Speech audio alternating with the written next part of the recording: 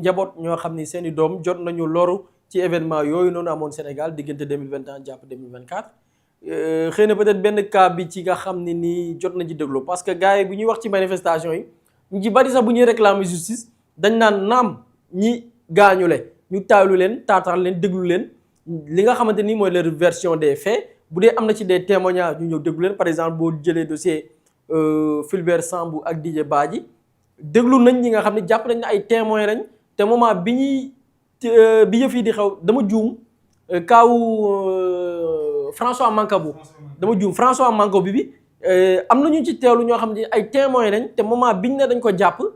am na ñu ci taataan ñoo xam ni bokkoon nañ cellule te defoon nañ sax ay sorties à travers certains médias donc am na ñu ci déglu ñoom ñu joxe leur version ak mbir yi nu mu demee est-ce que parce que jamono jooju y avait le procureur Amady Diouf bi defoon une sortie ne dafa xaru te yor nañ des images des vidéos yoo xam ni gis nañ ko muy koñe boppam ci grille di mbëkk version am la woon mais am na ci ñeneen ñoo xam ne nag ña nga nekkoon ak François Mancabou fekkewul yëf yi yoon déglu na leen mais daf ci amoon beneen cas bu attiré attention sénégalais yi mooy le cas de Pape Abdoulaye Touré parce que moom contrairement à d'autres ou bien aux autres victimes moom dafa porter plainte et plainte am ça date pas d'aujourd'hui ça date depuis jamonoy Macky Sall la porté plainte avec ses avocats yi nga xam ne ñoo ko doon accompagner mu porté plainte ne yor na ay preuves am na des preuves yi mu collecté te dina ko dégtal yoon jébbal ko yoon ba tey mbir yi antuwul ba avec ce nouveau régime là bi ñu toogee 1 an et quelques ñu ci bari doon réclamer victime ba ñu effectuer des changements au niveau du ministère de la justice avec l'arrivée de madame Yacine Fall ñu gis ne yenn dossiers commencé na yëngu ba moom boo jëlee dossier particulièrement déglu nañ ko taataan ko ay avocat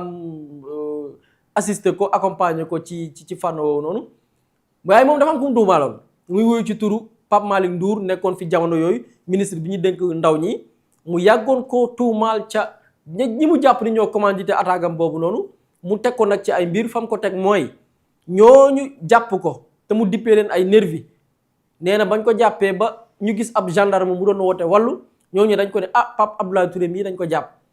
gendarme laaj ñeen yéenay ñan ba di ko jàpp ay policiers ngeen wala lu ngeen doon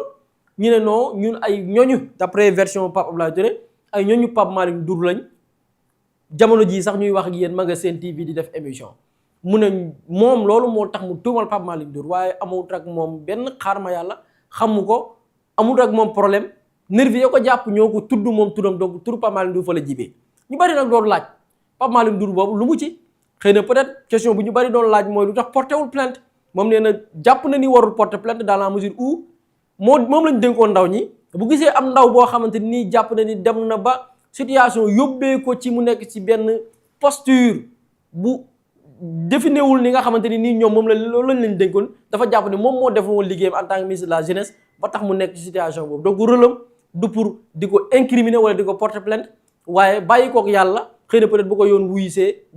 ñu taataan ko mu joxe sa version moom nag yoon woon na ko déglu ko ci déglu bu gaaw sax daanaka yàggu fa yenduwu fa mu génnaat dem ñibbi këram dossier bi foofu la tolloogum am na ci yeneen victimes yoo xamante ni seen i njaboot déglu nañ leen en tout cas sénégalais yaa ngi xool di taataan bàyyeek yoon li nga xamante ni mooy liggéeyam ñu xool daal fi yëf yi di mujj. jërëjëf juriste Pape Abdoulaye Touré ci ay kàddoom buri dikkaat na ci sànq daf ni bi ñu ko jàppee ñooñ dañu ko wax ni ay ndawi Pape Malick Ndour lañu ndax argument boobu noonu nekk na loo xam ci lu mën a solide la ci kanamu àttekat. bon xam nga nit ki boo porter plainte da ngay apporter la preuve de tes allégations te en matière pénale dañ lay wax ne la preuve est libre il y a la liberté de la preuve en matière pénale. automatiquement. Ismaïla dañ lay jox sax opportunité nga collecter une preuve de manière illicite juge bi accepté ko la licéité de la preuve ne joue pas en matière pénale en matière pénale on peut prouver par tout moyen tey su ma amoon problème ak Boury moyen bu ma mënti utiliser pour wan tribunal les Boury mii daf maa tooñ moyen bu ma mënti utiliser kenn du ma topp ci moyen boobu même su ma ko enregistré à son insu juste pour am des preuves sax juge bi day accepté parce que dañ ne en matière pénale la preuve est libre maintenant Pape Abdoulaye Touré je crois qu'il est assez mature majeur et vacciné bu fekkente ne depuis fort longtemps mi ngi crier sur tous les toits que moom il a été victime d'actes de torture de traitements inhumains et dégradants sur sa personne et que bi loolu di am ay nervis ak ay gendarmes ñoom ñoo ko doon teg xeeti ñaawteef yooyu noonu te d'après ses déclarations il a dit que moom bi nga xamante ne tey jii ñu ngi koy teg xeeti ñaawteef yooyu noonu il avait entendu dire le nom de Pape Abdoulaye de Pape Malick Ndour comme nervi yi nga xam ne ñoom ñoo ko jàppoon ñu wax ne ñoom ay ñooñi Pape Malick Ndour la woon te Pape Malick Ndour au moment des faits moom moo nekkoon ministre de la jeunesse il a porté plainte et avant même ce régime je crois que njëkkoon na def plainte mais les choses ne bougeaient pas bi Yacine Fall ñëwee au niveau en tout cas du ministère de la justice lan constaté ne récemment commencé na noo déglu ay nit relativement à une enquête mu nekk ay enquêtes yoo xamante ne nii nekkul enquête yu simple nekkul enquête yu facile pourquoi parce que à ce stade de la procédure xam nga procédure pénale ñetti phase la y a la phase d'enquête y a la phase d'instruction y a la phase de jugement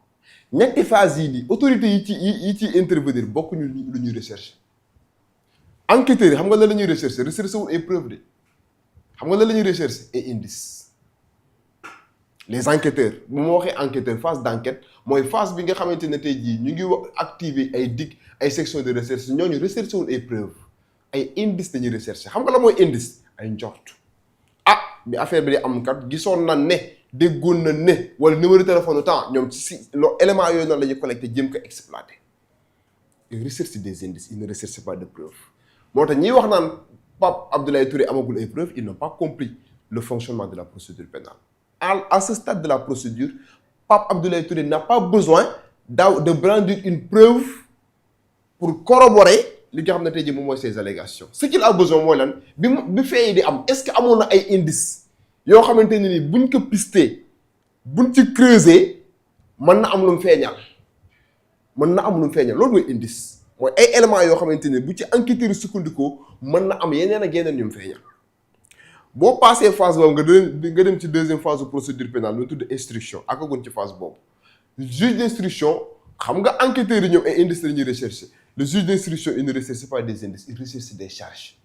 moom du rechercher preuve aussi ba léegi nekkagun ci phase de preuve loolu moo tax ñu naan la le juge d'instruction il instruit à charge et à décharge am na yenn journalistes yi def erreur di wax il instruit à charge ou à décharge du ou à décharge de parce que boo nee ou à décharge rek day mel ni bi dafa am choix. alors que wala mu doon bële. voilà c'est-à-dire juge d'instruction bu constaté ne am na ay éléments yu lay accabler yu lay dugal da koy intégré bu gisee ne am na ay éléments yu lay innocenté da koy intégré moo tax ñuy wax il instruit à charge et à décharge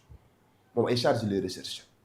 léegi nag bu dossier bi passé phase d'instruction mi deuxième phase mu àgg ci troisième phase loolu la tuddee la phase de jugement foofu la ñuy débattre contradictoirement des preuves mooy jour procès bi foofu la ñuy discuter des preuves mais à ce stade de la procédure Pape Abdoulaye Touré n'a pas besoin comme ni ko yenn Sénégalais yi di xalaatee amul preuve ci li muy wax non il n'a pas besoin de preuve il a juste besoin de brandir des indices wax enquêteurs yi ne leen lii ak lii amoon na biñ may def yi kat déggoon naa tur diw kooku ñu def la confrontation léegi enquêteurs yi ñoom ñooy xool indices yooyu noonu ñu collecté lan la mën a feeñal ñu def seen travail préalable ba fi seen xam-xam yem ci dossier bi bu demee ci juge d'instruction am na ay prérogatives recherche ay charge bu ñu demee devant la juridiction de jugement kooku nag tey jii moom mooy apprécier la véracité des preuves yi nga xam ne brandir nañ ko devant lui ay avocats yi def seen débat contradictoire mu apprécier selon son intime conviction lan la jàppee ne kat moom moo am comme preuve pour que tey jii mu entrer en voie de condamnation wala bu fekkente ne jàpp ne li ñuy tuumaal ci indi amul mu libéré mais à ce stade de la procédure je crois que Pape Abdoulaye Touré a été très clair et man je suis de ceux qui pensent que yaakaaruma ne il est en train de fantasmer mooy di wax ay wax yoo xamante ni tuumaal nit tuuma bu rëy boo xam ne wax loo xam ne dégg na ko te déggu ko parce que moom nee na dégg na nervi yu tudd turu diw moomu nag période boobu noonu moo nekkoon ministre de la jeunesse récemment il a été convoqué bi ñu ko convoqué ba pare bàyyi nañ ko ça ne veut pas dire que la procédure elle est close nous en sommes au tout début de la procédure à chaque fois que enquêteurs yi jugé waat opportun convoqué waat ki nga xam ne moom mooy Pape Malick Ndour par rapport à d'autres développements dinañ ko convoqué waat s'il faut même faire la confrontation avec ki nga xam ne tey jii moom mooy le plaignant en la matière Pape Abdoulaye Touré dinañ def la confrontation et j'ai entendu dire benn affaire boo xamante ne nii moom Pape Malick Ndour bi mu koy wax moi je me suis dit qu'il ne s'est pas concerté avec ses avocats. Quand il invoque à ce stade de la procédure un privilège de juridiction, moi je regrette. Même bu fekkente ne jusqu'à présent mënuñu ko wax ne moom moo def wala deful parce qu'il est protégé par le principe de la présomption d'innocence. La présomption de culpabilité, ça n'existe pas. damay dégg parfois yenn juristes yi wala yenn journalistes yi di ko wax code de procédure pénale amul fenn fu mu waxee affaire de présomption de culpabilité. Présomption d'innocence moo am. Une culpabilité ne se présume pas, elle se prouve. Il est présumé innocent jàpp nañ ko mais privilège de juridiction bi nga xam ne moom mu ngi koy invoqué privilège de juridiction boobu amul xam nga lan moo tax. article 100 ak article 101 de la constitution ñoo wax ne boo nekkee ministre wala nga nekk président de la république bu ñu lay topp devant la haute cour de justice dañ lay topp par rapport aux infractions commises dans l'exercice de tes fonctions. Dans l'exercice de tes fonctions. léegi li nga xam ne ni Pape Abdoulaye Touré moom lay wax ne moom lay toppee ki nga xam ne moom mooy Pape Malick Ndour est-ce que c'est des actes yoo xamante ne ni mën nañ ko rattacher ci fonction bi wala est-ce que c'est des actes yoo xam ne mën nañ ko détacher ci fonction ministérielle. Je dis que c'est des actes yoo xamante ne jusqu'à présent waxuma moo def mais je suis en train juste d'analyser parce que moom moo invoqué li nga xam ne tey jii moom mooy privilège de juridiction. En la matière il ne faut pas invoquer le privilège de juridiction parce que bu ñu demoon ba war ko topp pour loolu noonu il sera justiciable moom Pape Malick Ndour devant les juridictions de droit commun. Pourquoi il ne sera pas justiciable devant la haute cour de justice xam nga lan moo tax parce que la vocation d'un ministre de la jeunesse la vocation d'un ministre n'est pas de recruter des nervis. À partir du moment où acte répréhensible bi nekk leen loo xamante ne c'est détachable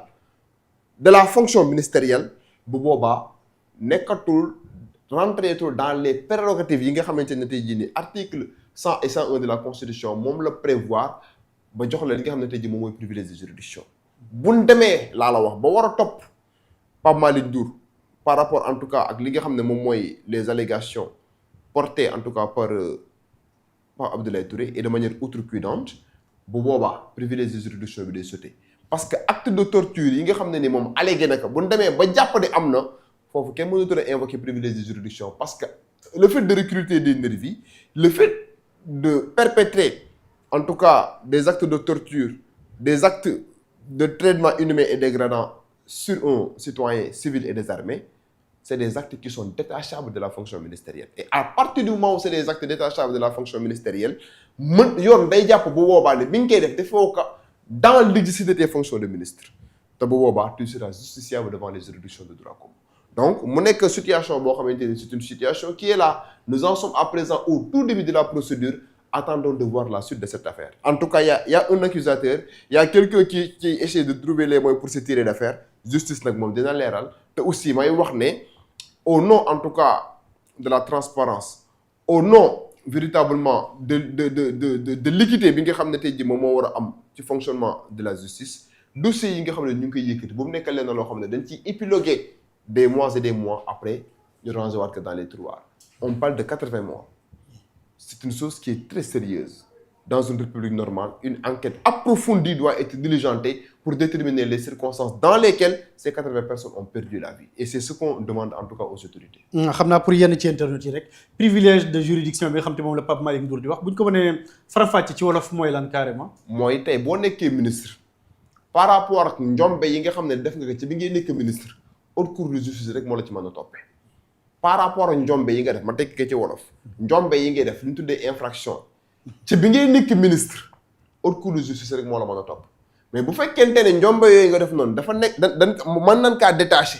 ci li nga xam ne tey jii moom mooy sa fonction de ministre bu boobaa tu seras justiciable devant les juridictions de droit commun fi ñuy traduire les citoyens lambda fan la lay traduire mais bu dee nag njombe la yoo xamante ne tey jii da nga ko commettre dans l'exercice en tout cas de tes fonctions bu boobaa mën na la yóbbu fi nga xam ne tey jii moom mooy devant la haute cour de justice loolu moo tax nga constaté ne par exemple ci même reddition des comptes bi am na ci ay ministres yoo xam ne PGF moom mooy gérer seen situation mais am na ci ay ministres yoo xamante ne PGF mën na gérer seen situation parce que bi ñuy commettre njombe yooyu infraction yooyu noonu ay détournement de deniers publics escroquerie sur les deniers publics blanchiment de capitaux dafa nekkoon dans le cadre de l'exercice de leur fonction ministérielle voilà te bu fekkente ne dañoo perpétrer actes yooyu dans le cadre de l'exercice de leur fonction ministérielle constitution moo ne ñoom benn juridiction moo leen mën a topp moom mooy la haute cour de justice